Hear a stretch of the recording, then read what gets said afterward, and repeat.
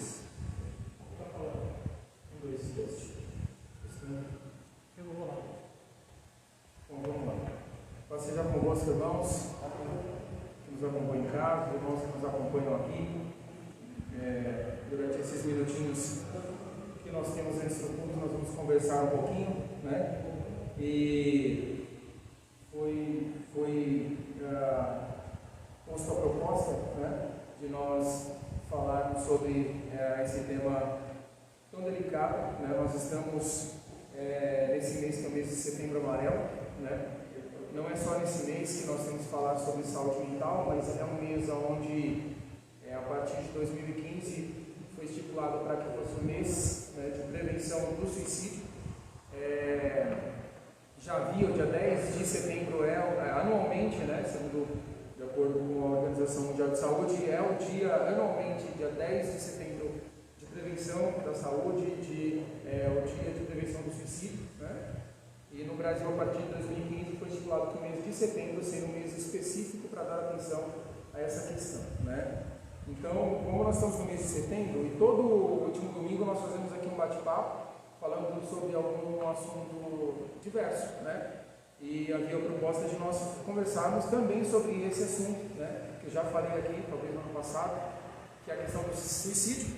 Mas como nós temos uma hora só, conversando com o pastor, nós decidimos que seria interessante falar de uma forma direta e discorrida sobre o assunto.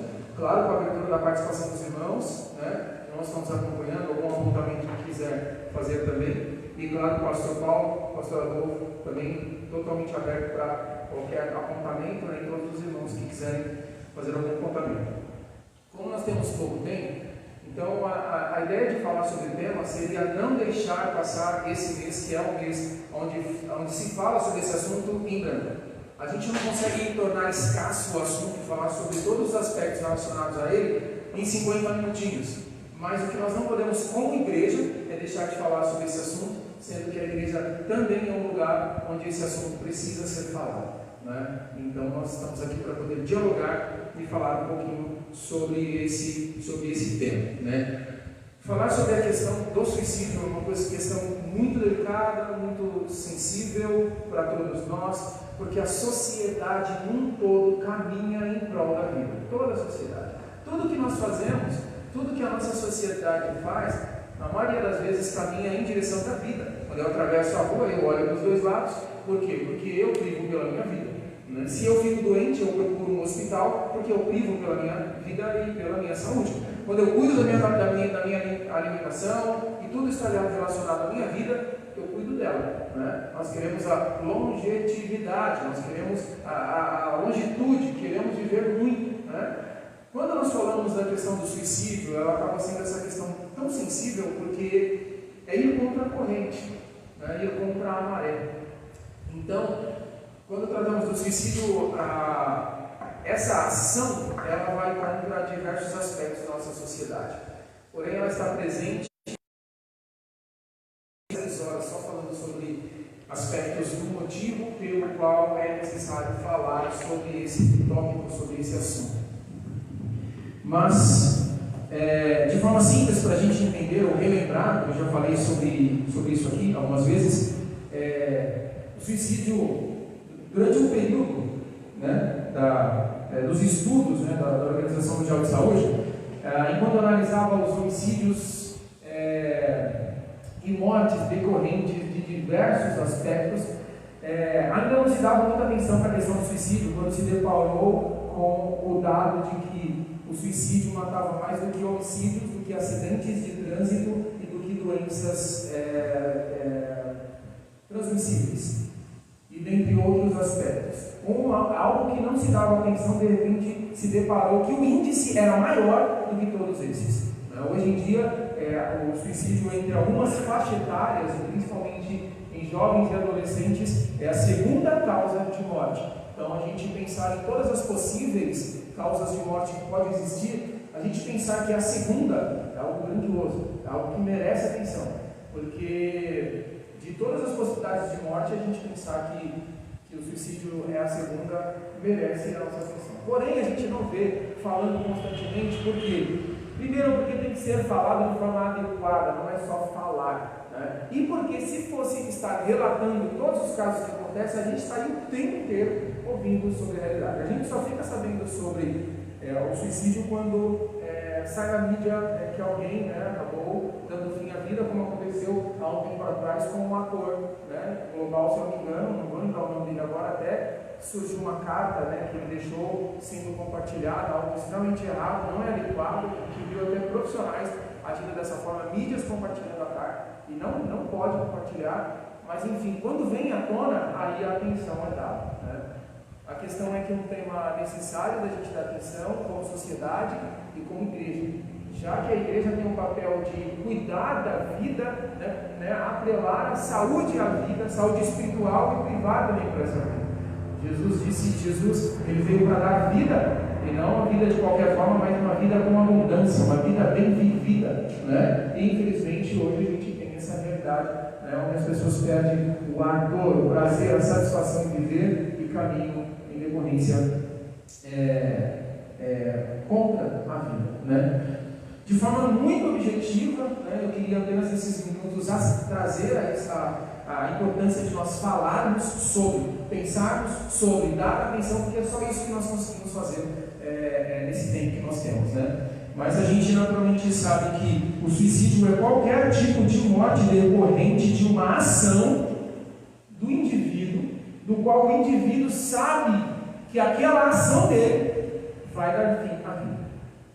Então, quando nós pensamos em suicídio, o suicídio é a ação contra o próprio do indivíduo, contra ele mesmo, do qual ele sabe que o fim daquela ação é a morte. Essa é a característica, tá? É dessa forma que nós caracterizamos o suicídio. Se nós estivéssemos falando de uma forma abrangente na sociedade, nós falaremos sobre diversos aspectos. Mas nós estamos falando aqui como igreja. Então, nós precisamos olhar o suicídio e pensar e atrelar o suicídio à Bíblia, né? Porque esse é o nosso manual de fé. E quando a gente para pensar no suicídio e a Bíblia não fala sobre o suicídio. Nós não vamos encontrar a Bíblia falando sobre o suicídio, seja de forma a dar uma opinião, um juízo, ou até explanar sobre o suicídio, como fala sobre diversas outras questões, né? A gente não vai nem encontrar nem o título, né? A palavra suicídio, nem mesmo a palavra depressão, que a maior porcentagem dos suicídios estão atrelados à depressão. A depressão não é a única causa do suicídio, mas a maior porcentagem dos suicídios estão atrelados à depressão. Dentre outros transtornos, a depressão é uma das questões. Mas nós não vemos a palavra nem suicídio nem depressão. Quando nós falamos de depressão, que é a principal, como eu falei, causa do suicídio, nós vemos diversos indivíduos, diversos personagens bíblicos que tinham características da depressão. Diversos deles. A gente poderia citar vários aqui, né? Mas a gente não tem tempo. Muitos deles escreveram até, a gente vê Salmos, né? Salmos, Davi, Asaf, escrevendo sobre o seu sofrimento de morte. A gente vê diversos personagens bíblicos pedindo a Deus a morte, ou pedindo a morte, tamanho sofrimento que estavam vivenciando. A gente tem Paulo, a gente tem Moisés, a gente tem Jonas, dentre outros personagens que tamanho sofrimento que vivenciaram, né? Isso eu estou falando aqui, dá para vocês vão lembrarem de algum apontamento, algum outro personagem, pode se manifestar para a gente poder caminhar junto.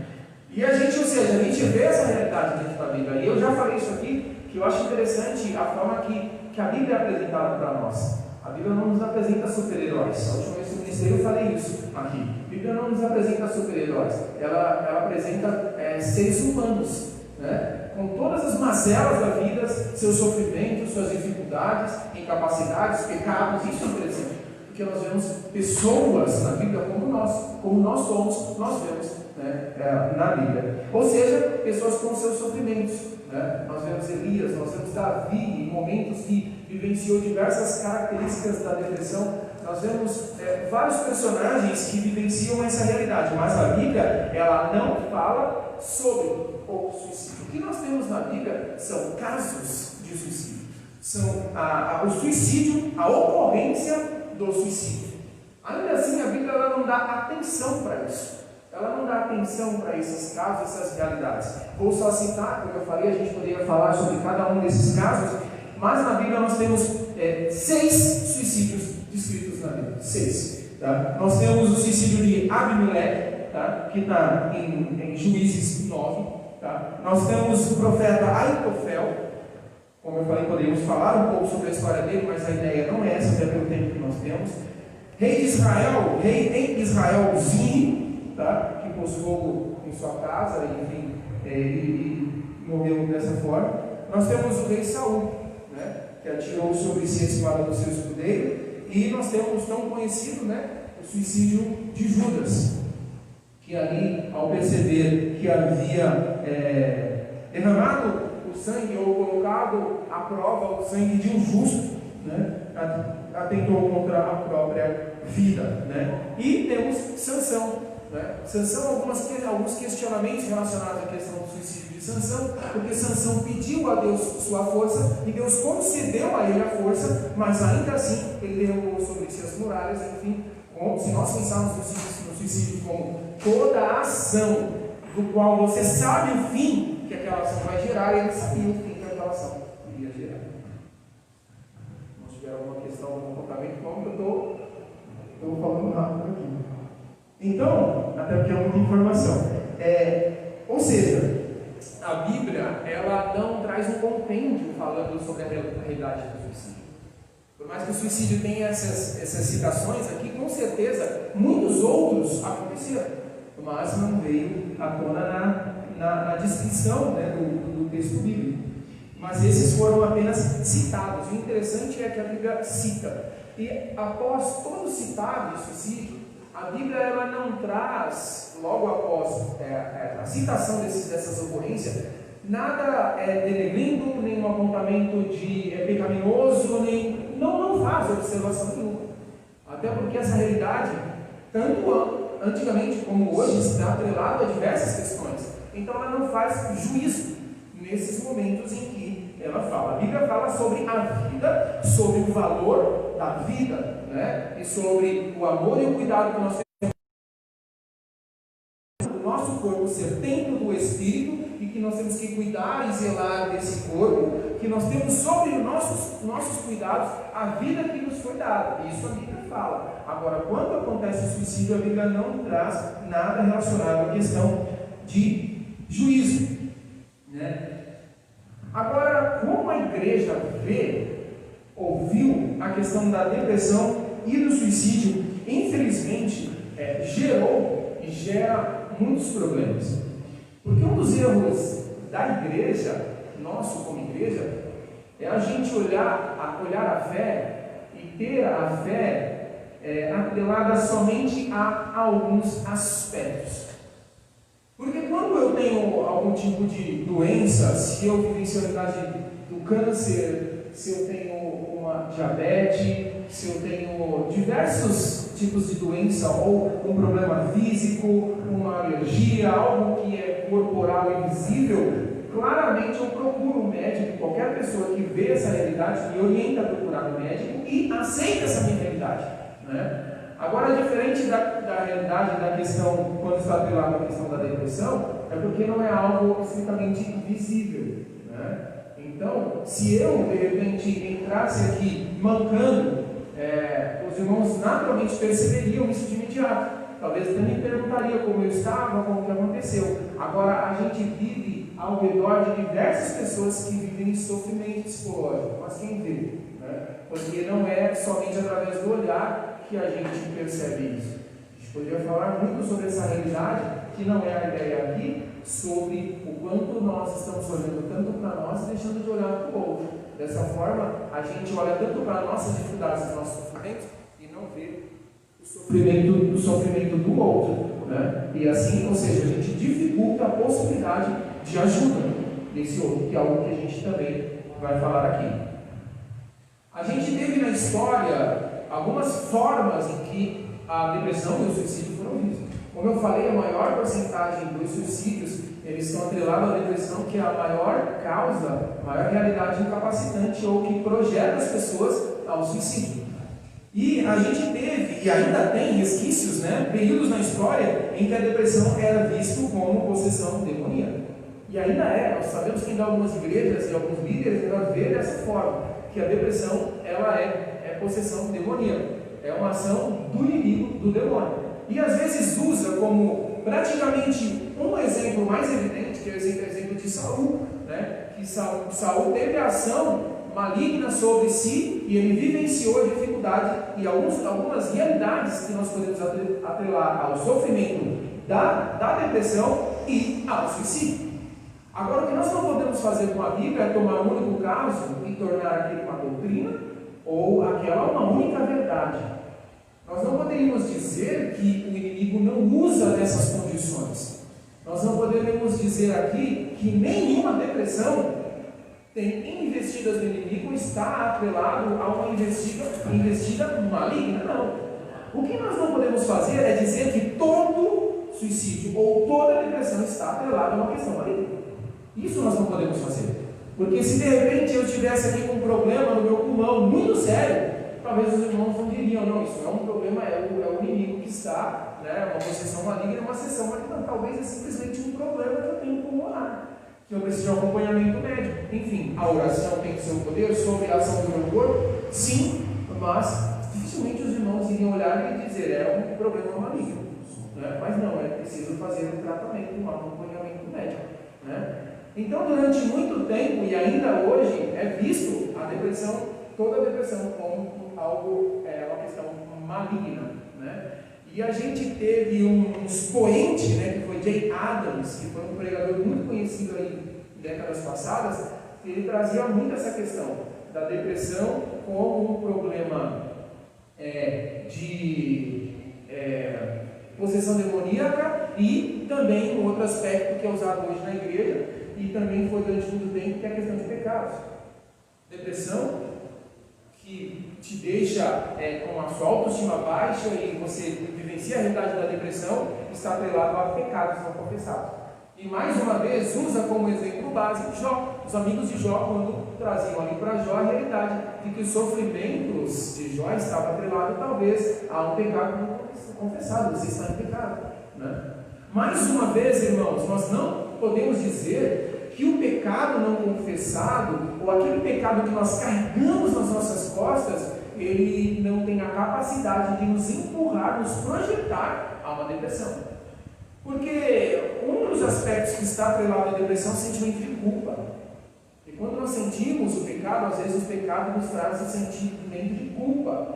Né? Então, todo esse peso do pecado, ele pode sim nos projetar a depressão. Ele pode ser mais um instrumento para nos conduzir à depressão. Mais uma vez, o que nós não podemos dizer é que toda depressão, que todo problema de saúde psíquica ou mental é um problema de pecados não confessados. Vocês não estão acompanhando? Naturalmente, pode haver pecados não confessados, ou a vida uma vida entregue ao pecado, que pode facilitar a abertura, a vivência de um quadro depressivo. Ou uma ação do inimigo na vida da pessoa, que pode também projetar a pessoa para essa vivência da depressão. O que a gente não pode dizer é que toda depressão está atrelada a esses aspectos do pecado ou do demônio, enfim. E o terceiro aspecto também é a questão de falta de fé. Está sofrendo, né, irmão? Está em depressão, mas falta de fé, falta de oração, falta de leitura bíblica. Tudo isso, irmãos, fortalece a nossa autoestima e tem uma importância muito grande na nossa vida mental, vida psíquica, vida emocional, a leitura bíblica, o estar com os irmãos, a oração. Isso tem um poder muito grande, que a gente poderia, como eu falei, passar uma hora aqui só falando sobre a importância da fé na nossa saúde mental. Mas a questão é que a gente não pode atrelar a depressão ou uma intenção suicida relacionada à falta de fé.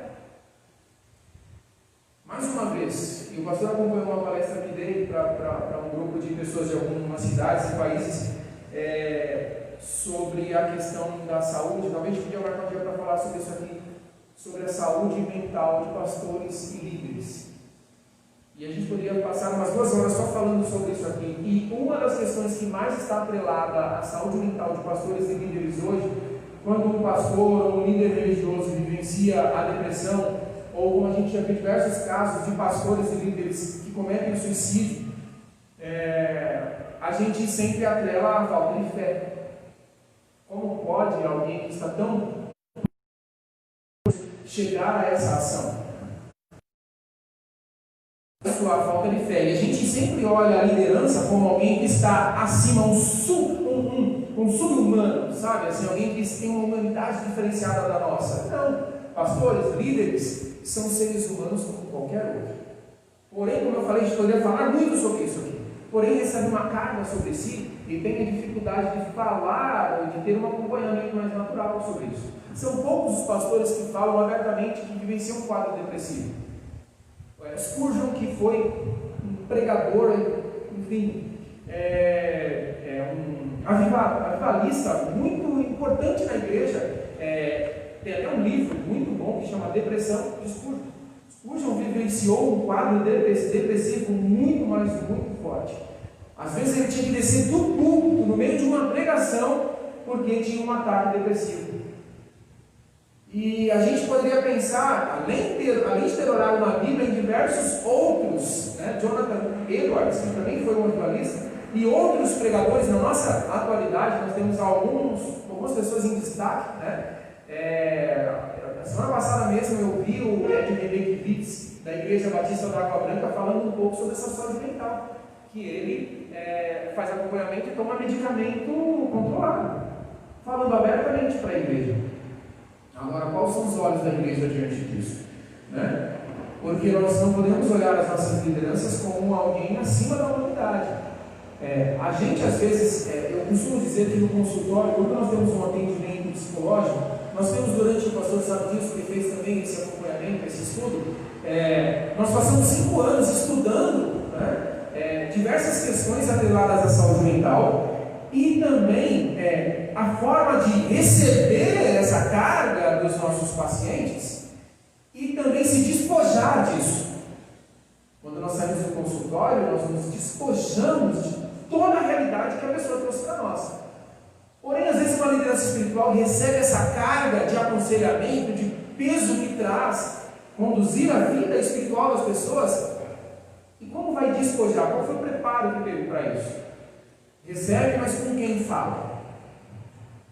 A gente poderia falar sobre diversas realidades. A cobrança, o esgotamento é um livro muito bom que chama Esgotamento Espiritual, que é quando você chega a esse ardor, esse sentimento de esgotamento espiritual. E a gente teve diversos casos já de pastores chegando ao suicídio. Um livro muito interessante. É interessante que eu digo pelo seu teor, não pelo seu tema, mas o título é Suicídio de Pastores. Quando um livro, uma literatura é escrita sobre isso, é porque está acontecendo. A gente só não está vendo. É interessante até, e forte até a capa do livro, que é essa parte aqui de uma pessoa, porém é com terno, porém em vez de uma gravata tem um nó, e um nó daqueles nó de enforcamento. Então, assim, diversos livros cristãos têm sido escritos sobre essa questão. E por que está sendo escrito? Por que está acontecendo? Qual o microfone?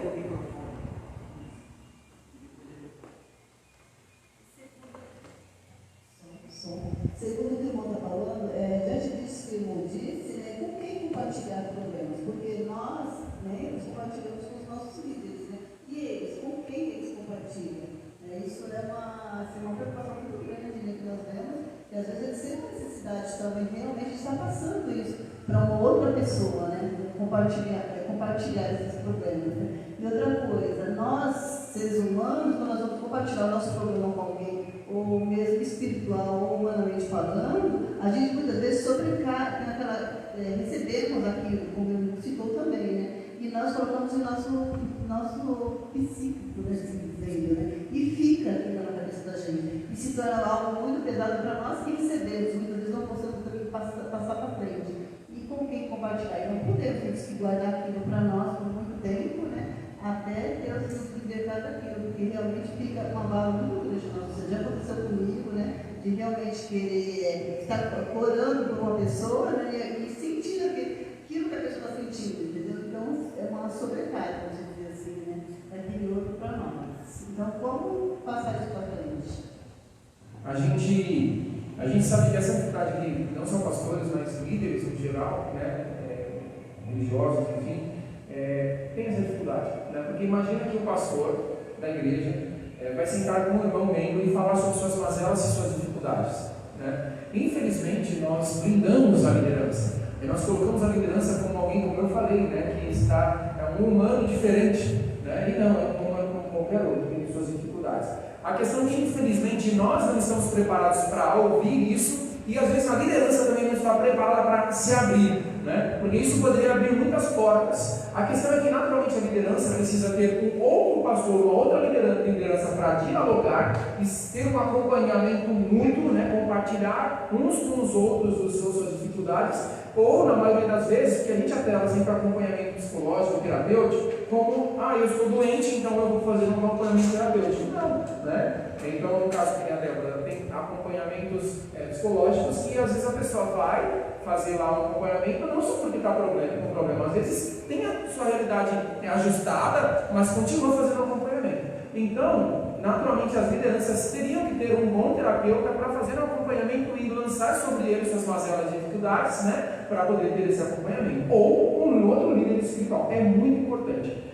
A questão de a gente ouvir dos nossos irmãos as dificuldades é a mesma coisa. Ter um acompanhamento terapêutico é uma possibilidade, ou, no mínimo, lançar sobre Deus isso, né? Porque quando nós ouvimos as mazelas dos nossos irmãos, nós não temos só que guardar para nós, ou talvez nem temos que guardar para nós, mas despojar aos pés do Senhor as dificuldades dos nossos irmãos, né? Então, dessa forma, nós lançamos sobre Deus, né, as dificuldades dos nossos irmãos. Então, é como nós colocarmos para fora isso que está em nós, para que Deus possa cuidar e tentar de não levar isso para a nossa vida, né? A realidade dos irmãos que conseguem ter comunhão com os outros irmãos dialogando é diferente da liderança, né?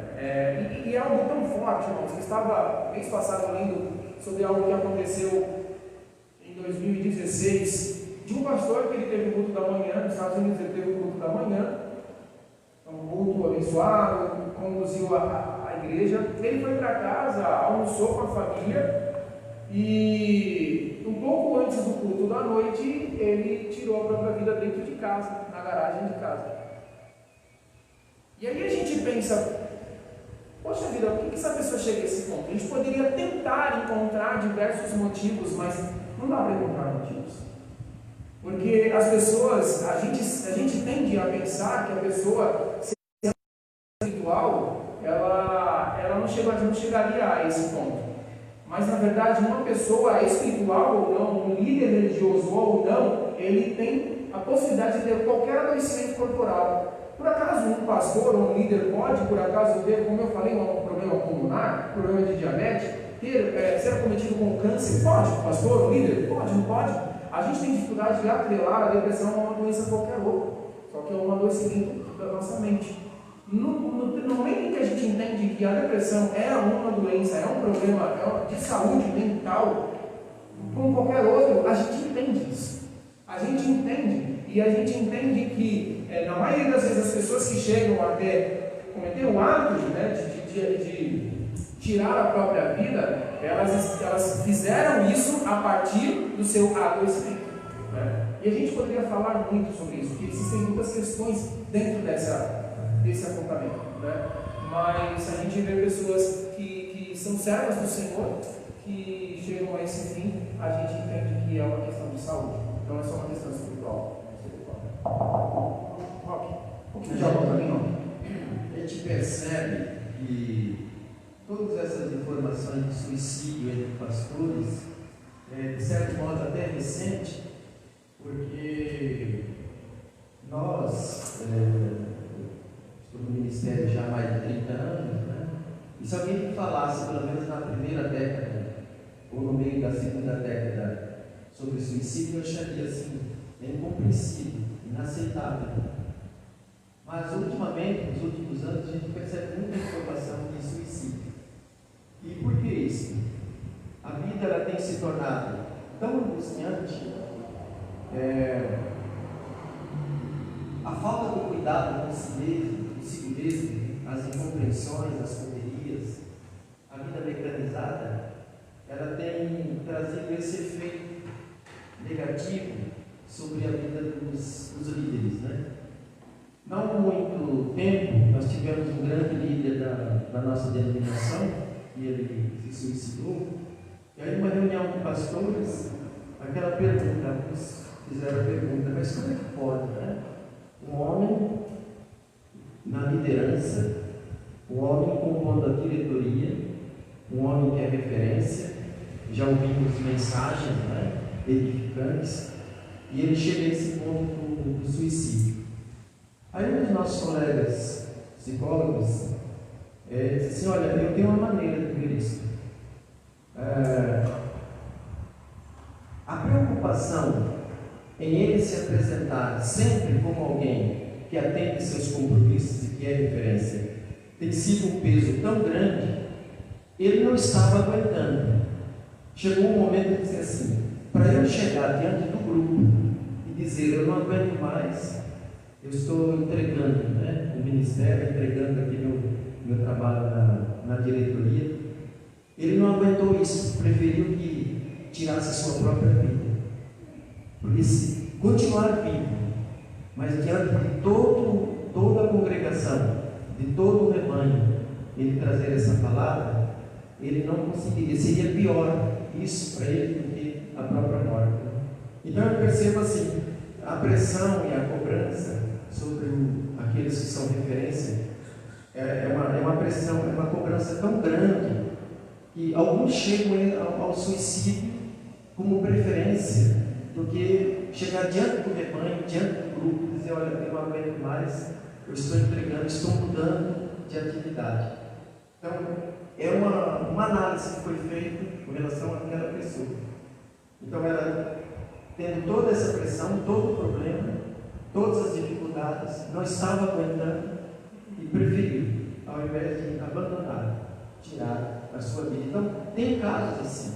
Quando às vezes a pessoa não é uma referência, não é cobrada dela, maneira de aquilo que ela prega, aquilo que ela ensina, né? Talvez ela conseguisse, olha, eu vou entrar numa caverna, dá um tempo para mim, né?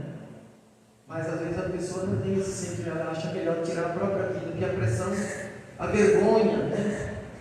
Aquele sentimento, puxa, ele fraquejou, ele sempre pregou, deveriam ser fortes, né? Persistentes, agora ele abandonou. Então ele, por causa desse pensamento, às vezes tira a própria vida. Sim, e a gente vê, um ótimo apontamento do pastor, e a gente vê que essa realidade, né, da vergonha, que é algo muito forte, mas boa parte dessa realidade está atrelada a, como eu comentei, o adoecimento, né? A gente tem hoje o que a gente conhece como burnout, que é muito conhecido e muito visto, né, nas pessoas que trabalham, digamos que assim no meio do professor, né? Muitos professores vivenciam essa realidade, muito afastamento de professores, né, por causa do burnout, que é um esgotamento, né, que a pessoa vivencia a partir do trabalho exaustivo, né, cansativo e com pouco descanso. Então, assim, nós no nosso trabalho, nós temos uma espécie de um descanso. Agora, a gente apelou para esse, já vou fechar esse parênteses que eu abri, mas assim, o líder, eu desempenho meu trabalho, de repente vou para minha casa e eu descanso, eu tenho meu descanso, né?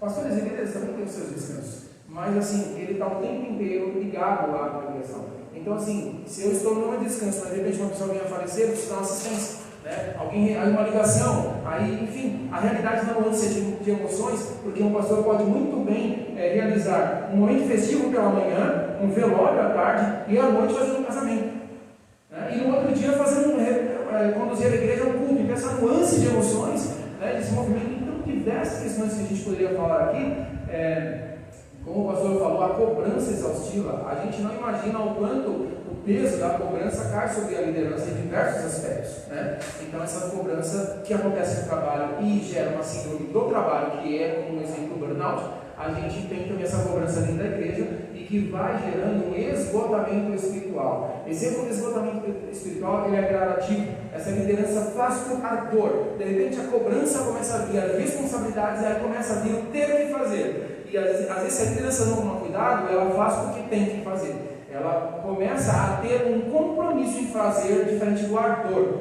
E isso é natural. Então aí o que acontece? Quando a gente vê às vezes muitas lideranças que têm problemas morais, na verdade já vivenciou o esgotamento espiritual e já perdeu já as bases, né, nesse processo. E aí é onde a pessoa acaba atrelando, caminhando para esse processo do adoecimento e às vezes até do suicídio. Mas como eu falei assim, a gente pode falar umas 2 horas só sobre essa realidade, eu acho bem interessante, porque nós temos liderança aqui, nós temos liderança em outras igrejas, e entender as dificuldades da nossa liderança, né, é poder ajudar. Né? O pastor da nossa liderança nos ajuda e nós temos também que ajudar as nossas lideranças, cuidando da saúde da nossa liderança também. Caminhando.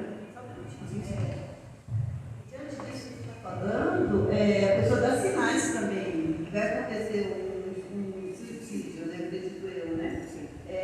Não é só se esconder, não é só. Às vezes está no meio de um grupo, ali toda feliz, alegre, mas está doente. Né? Então, quais são esses sinais que eu venho a mostrar? Sim, até algum apontamento que eu vou até, né, citar aqui, que é exatamente o ponto que eu ia citar, que é o como identificar. Né? Como identificar? Porque a gente, às vezes, quando a gente fala sobre a questão do suicídio, a gente fica meio temeroso. Né? A gente tem uma realidade de muitas pessoas que a gente só consegue perceber os indícios após acontecer. Né? O que a gente não pode fazer é culpar a pessoa por aquilo. A gente, infelizmente, quando uma mãe perde um filho por suicídio, a sociedade tende a culpar essa mãe, essa família por esse suicídio. A família já se sente culpada. Né? E o único responsável pela própria vida é aquele que é dono dela. Né? Eu sou responsável pela minha vida. Claro, nós estamos falando do âmbito de fé, então nós falamos de Deus como o responsável pela minha vida. Mas falando sobre o âmbito humano, eu tenho a responsabilidade. Então o que eu posso fazer é dar possibilidades de vida para as pessoas, mas evitar a morte. Né? Por isso que até uma referência, né? A gente não usa mais hoje como salva-vidas, né? Que ele não salva a vida, ele não é um salvador, ele é um guarda-vidas. Né? Então a gente, é a mesma coisa, a pessoa que ela quer cuidar da pessoa para que ela não chegue a isso, ela pode apontar necessidades de cuidado, de motivos de viver, mas evitar a morte ou impedir que essa morte aconteça, só quem pode fazer é a própria pessoa. Né? Então a gente nunca pode atrelar, quando isso acontece, a um culpado, você é responsável por isso. Né? Porque o suicídio, quando acontece, em média 15 a 20 pessoas são diretamente impactadas, né, pelo suicídio. Então, o que a gente precisa fazer é estar disponível e atento. Né? E se Deus vir acontecer, não deixar que essa culpa possa gerar em nós sentimentos de responsabilidade. Né? As pessoas, dificilmente uma pessoa chega ao suicídio sem dar sinais. O problema é que a gente percebe sinais só depois. Estou lendo um livro, e esse livro falando de um caso que aconteceu em 2018, quando teve aquela realidade da baleia azul. Né? Foi tão falado. Uma jovem estava participando desse jogo, desses desafios, e ela publicou já no umbral dos desafios, ela fez uma publicação na internet. E ela falou assim, simplesmente, eis a última foto. Foi a legenda dela. E uma foto onde ela estava com uma blusa com uma touca onde cobria o rosto dela, só isso. A foto dela e a postagem dela teve 30 curtidas e nenhum comentário. No dia seguinte encontraram o corpo dela no lago que tinha próximo da casa dela. Aí as pessoas foram olhar as redes dela e perceberam que em diversos momentos ela deu sinal. Né? Agora tudo que a pessoa falar, a gente, né, enfim, mas as pessoas dão sinais. Mas é o que eu falei quase agora, né? O pastor comentou também. A gente está vivendo uma realidade de vida tão mecanizada, voltado tanto para nós, para a nossa vida, e despreocupado com o outro, que a gente não consegue ver o sofrimento no outro. Né? Então, como eu vou perceber que o outro está sofrendo se eu mal olho para o outro? Né? Se eu mal dou atenção para o outro, preocupado tanto com o meu sofrimento que as minhas questões. Né? As nossas redes sociais é um espelho, né, para mostrar aos outros quem nós somos. Né? Mas quem está vendo? quem está analisando, quem está observando, né? Então, ou seja, essa é uma questão que a gente não consegue perceber. Mas assim, alguns apontamentos que geram uma atenção. Eu não posso pegar um único dos apontamentos que eu vou citar aqui agora e falar, então aquela pessoa, ela pensa em suicídio. Não. A maioria desses aspectos estão atrelados à possibilidade, né, do suicídio. Quando a pessoa não fala ou não demonstra nenhum tipo de esperança na vida, né, não tem esperança em nada, totalmente despreocupado, a pessoa vivencia uma tristeza profunda. Tá? A gente tem que entender que a tristeza é natural do ser humano. Eu posso ficar triste. Nossa sociedade, e como eu falei, as redes sociais, traz a ideia de que não, eu tenho que estar feliz. Ninguém posta uma foto triste. Né? Ninguém posta foto, ninguém se manifesta nas redes estando triste. A gente sempre se mostra feliz. Então, a sociedade nos traz que a gente tem que estar feliz. E se eu não estou feliz, existe um remedinho que vai te deixar feliz. Ou existe uma injeção de alguma coisa de ânimo, seja uma bebida, uma droga, alguma coisa que as pessoas usam para poder trazer a felicidade, mesmo que momentânea, para a vida delas. A questão é que eu não posso estar triste. Né? A sociedade não faz isso, mas é normal a tristeza. O que não é normal é uma tristeza constante. A gente fala assim, depressão é tristeza? Não, tristeza é tristeza. Uma das características básicas da depressão é quando, por exemplo, eu falo para o pastor fala assim, estou triste. E eu falo, por que, pastor, você está triste? Poxa vida, eu passei uma dificuldade assim, aconteceu isso. O pastor dá nome à tristeza. Agora, se eu falo para o pastor, mas por que, pastor, você está triste? Não sei. Não consigo identificar o motivo da tristeza. É uma tristeza que eu sinto constantemente, já é um indício, né, de que essa tristeza, ela não é uma tristeza comum, porque tristeza se trata de falar, eu perdi um emprego, estou triste, né, tive um problema no relacionamento, estou triste. Agora, uma tristeza sem nome, uma tristeza que perdura semanas, aí é uma tristeza profunda que merece atenção, né? Isolamento, a pessoa não quer mais estar na presença das pessoas, ela começa a se isolar, não quer comungar com as pessoas, não quer a presença de pessoas, ela começa a se afastar socialmente. Mas além disso, a alteração no sono de forma, como posso dizer, repentina, uma alteração no sono, a alteração na alimentação, uma irritabilidade, ou uma mudança repentina. A pessoa ela é muito agitada e de repente ela fica muito calma. Ou ela é muito calma e de repente ela fica irritada, enfim, mas é um indício.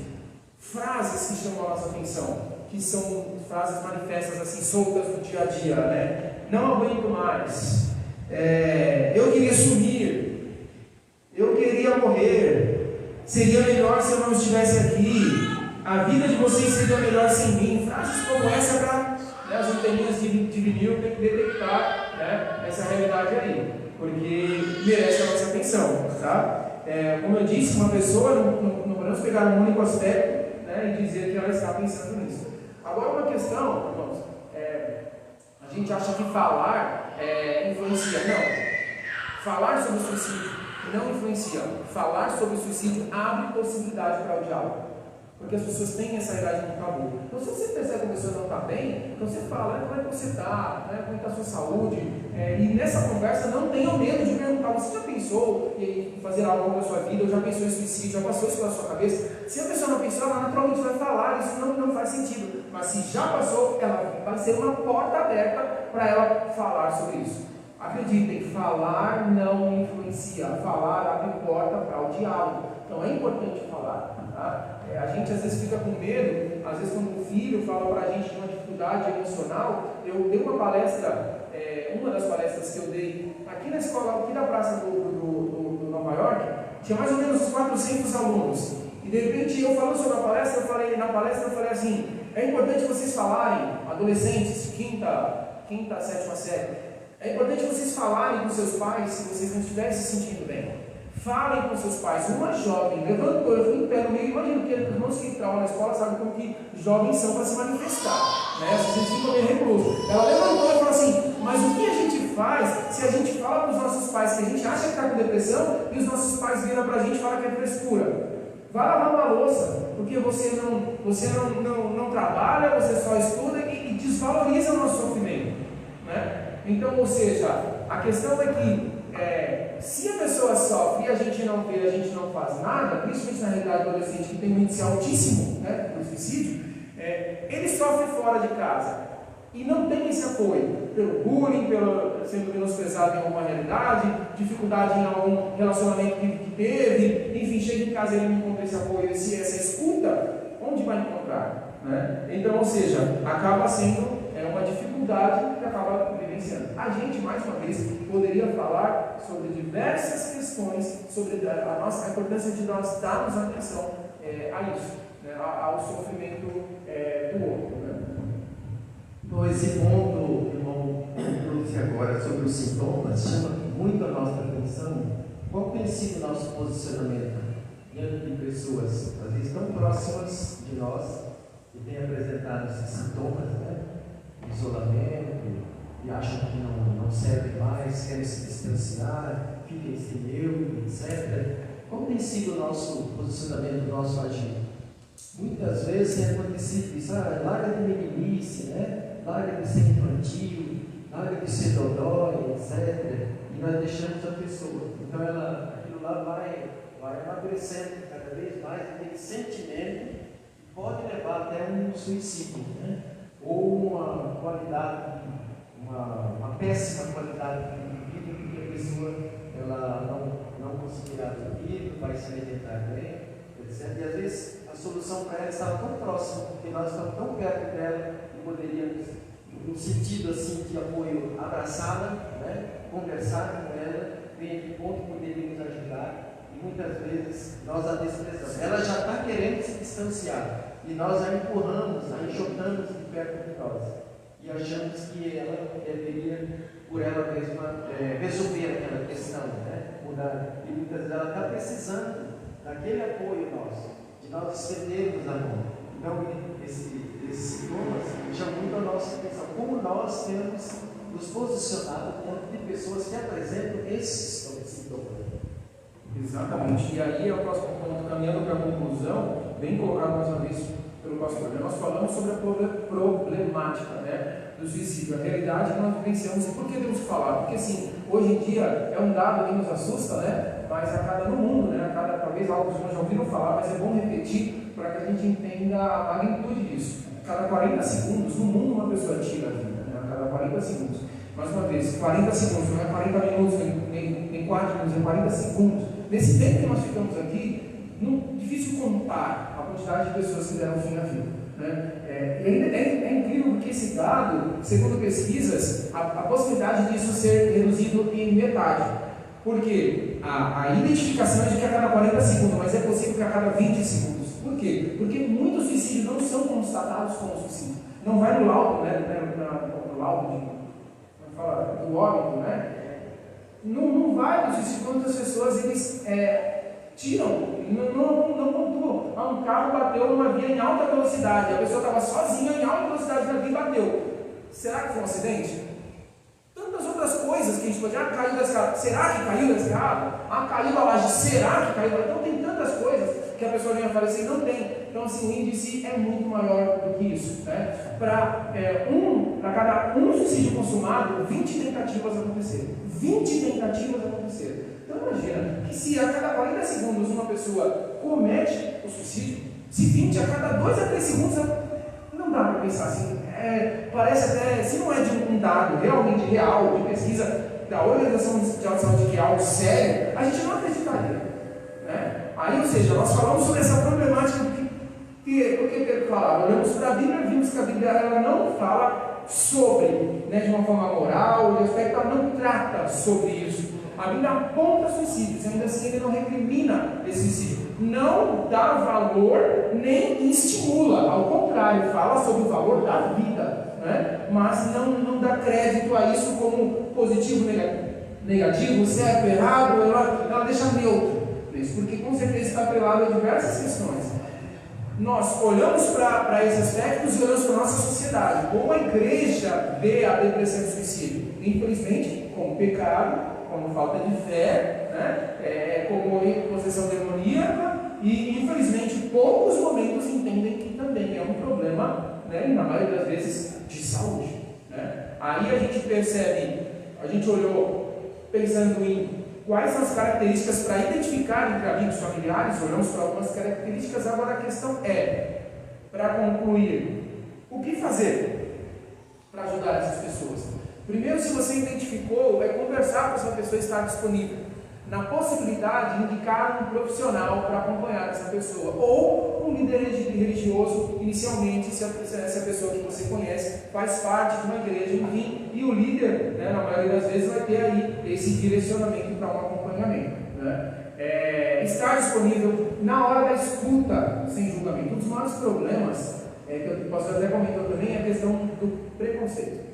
O preconceito contra a saúde mental. Quando a pessoa fala que está com essa dificuldade, a gente já liga as anteninhas do preconceito. Né? E aí é onde a gente acaba empurrando a pessoa realmente para essa realidade. Né? A gente tem hoje um número, já até citei aqui, que é 188, que é um número gratuito. Se você sabe que uma pessoa está vivenciando dificuldade, ela está com dificuldade de falar com alguém, é uma ligação anônima do CVV, Centro de Valorização da Vida. Trabalhei durante 2 anos voluntário lá e conheço o trabalho, sei que é muito sério. Você liga, tem alguém para te ouvir, te acompanhando, vai te dar dicas de como você agir, porque isso é uma decisão sua, mas vai ter uma escuta das suas dificuldades. E falar também é um processo de cura.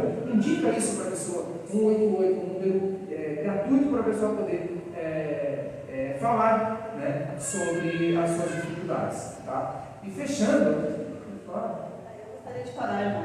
Quando o irmão falou daquela jovem que se levantou e falou que a mãe não estava dando atenção que ela merecia, né? Eu lembrei de um caso que passei 4 anos atrás, né? A minha filha, a mais nova, quando fala bom, né? Ela sofreu assim, um estado assim, muito forte de choro constante, sem motivo, né? E para isso as dores no corpo. Eu levei no médico, o médico encaminhou para um psicólogo, uma psicóloga, pelo estado, e lá a doutora tentou identificar o que ela estava passando, realmente descobriu. Então é um sentido assim, de nós pais ficarmos atentos, realmente ficar acontecendo, né? E não é frescura, é uma coisa que nós temos que ficar alerta, porque disso pode ultrapassar para outra coisa maior, né? Eu não levei para esse lado de frescura, eu levei para o lado da saúde, e realmente eu fico atenta à saúde mental das duas, né? Então eu procuro orientá-la e ajudá-la na melhor medida possível. Sabe qual é a nossa dificuldade? Talvez a Débora poderia falar com mais propriedade, porque ela tem um foco maior na questão da adolescência nos estudos dela, né? Mas uma das dificuldades que enfrentam o adolescente, e talvez tenha até esse índice, um dos motivos é porque a gente caracteriza o adolescente baseado na nossa vivência. A gente tem, sabe quando a gente usa essa expressão, essa adolescência de hoje é a adolescência Nutella, né? Enfim, e a gente descaracteriza, né? É isso, adolescente, que a gente descaracteriza o sofrimento. A gente tem, às vezes, está lá um namoradinho, enfim, e aí ela perde esse relacionamento, acaba com a vida dela.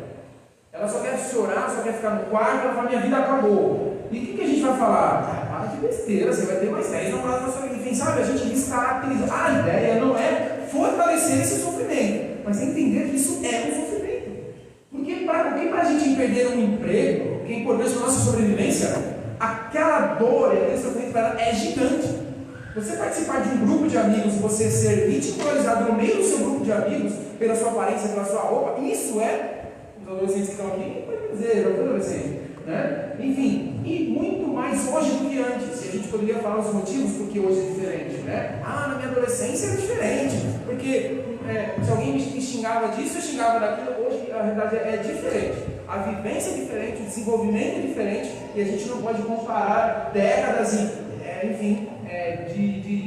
realidades de vida. Então tem que sim entender o sofrimento do outro, seja adolescente, seja criança. Às vezes uma criança perde um bichinho de estimação. Meu filho, o cachorrinho sumiu, ele chorava, eu vi ele triste, sentado no quintal, o cachorrinho sentado num determinado lugar que ele gostava de tomar sol e ficava sempre todas as manhãs. Ele acordou, sentou lá, ele ficou no exato lugar, olhando para o nada estático. Perdeu o cachorrinho, não, ele estava em sofrimento. Então assim, a gente tem que entender o sofrimento. O sofrimento é sempre de quem sente. A dor é sempre de quem sente. Quem sofre é quem sente. Não tem como eu atrelar qual é o sofrimento, é ele que sente, né? Então assim, para a gente concluir, o básico é estar atento. Estar atento às pessoas que a gente ama, que estão perto da gente, dar escuta, né? Para que a gente possa estar atento, tá, irmãos? E aí, fechando como igreja, né? Nós já falamos como cristãos, como pessoas. O que nós podemos fazer? Estar atento, dar escuta, direcionar um terapeuta, fazendo acompanhamento dependendo do grau, a um líder religioso, enfim, orar com a pessoa, né? Às vezes não é suficiente, mas orar é importante, porque às vezes a pessoa, mais uma oração, uma leitura bíblica, isso também ajuda muito, né? Então, como pessoa, agora como igreja, é isso aqui. Como igreja fazer isso, abrir espaços, mesmo que não grandiosos, para que a gente possa falar sobre o assunto. Como igreja, o nosso papel é atrelar possibilidades de cuidar da vida das pessoas. A gente, o índice de suicídio, ele é alto entre religiosos, né? Pessoas que têm fé, mas ainda assim é o menor. É alto, mas ainda assim é o menor. As pessoas que manifestam um ritmo de fé, o índice de suicídio é muito menor. Então, ou seja, só o fato das pessoas terem Deus no coração, terem uma fé, isso já dificulta ou afasta a possibilidade do suicídio. Tá? Não elimina, mas afasta a possibilidade do suicídio. Então, quando nós pregamos o Evangelho, quando nós falamos do amor de Cristo às pessoas, atrelado a isso, nós estamos cuidando também da saúde emocional dessas pessoas. Amém, irmãos? Como eu sempre falo, sempre há muito a gente falar, mas é bom que nesses cantinhos a gente liga as nossas anteninhas e esteja sempre atento à saúde das pessoas que estão ao nosso redor. Amém? Deus abençoe os irmãos, em nome de Jesus.